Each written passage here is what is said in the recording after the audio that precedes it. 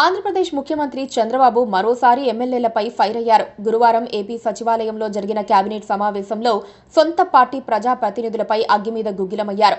మంత్రివర్గ సమావేశంలో ఏపీలోని పలు కీలక అంశాలతో పాటు పార్టీలో గాడి తప్పుతోన్న ఎమ్మెల్యేల వ్యవహారంపైన చంద్రబాబు చర్చించారు.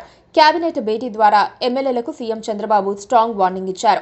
నేతలు ఇష్టమొచ్చినట్లుగా ప్రవర్తిస్తే ఉపేక్షించేది లేదని హెచ్చరించారు.